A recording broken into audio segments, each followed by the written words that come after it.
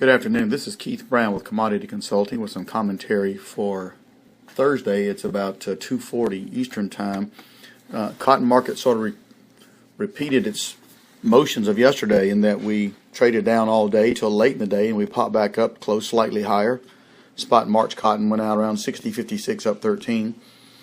And of course we had some pretty good export numbers out today. I think China was in as a pretty decent buyer. We had a marketing year high on shipments today, with China taking a pretty good chunk of that cotton as well. The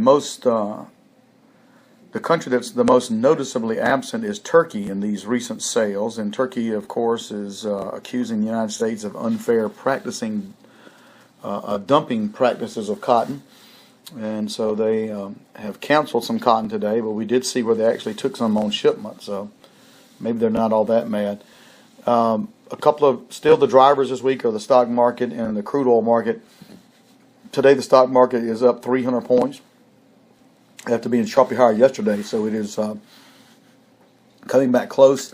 It's within 100 points of being back to 18,000 again, so that's a pretty impressive move as the fear of cheaper crude seems to be abating for the moment. Incidentally, crude oil is up a little bit today, although it's been vacillating backwards and forwards. And a lot of people are still thinking that low's not in yet, although our research sort of shows we tend to make a turn here in the month of January, so we're obviously monitoring that. Over in the grains today, we were down in beans today, down in corn, sharply lower in wheat. Apparently the damage to the wheat crop has either been factored in or is not that great. And then, of course, beans and corn are positioning themselves for next Monday's supply demand report and quarterly grain stocks number.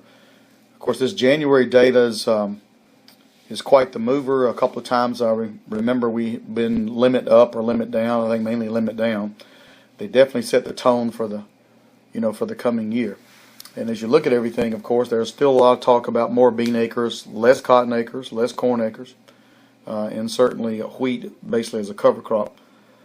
So we'll have to see how that works out as we go through the calendar. Of course, we've got to get those numbers out of the way come Monday. Cattle market sharply lower today. Feeders down the limit, down 4.5. Fat cattle down 300. A lot of folks are thinking maybe we've made the turn here in these livestock to the downside. Of course, again, that is a notion that can be challenged, but we'll see how that plays out. If you have any questions or comments, give us a call at 1-800-910-1910. Thanks for listening.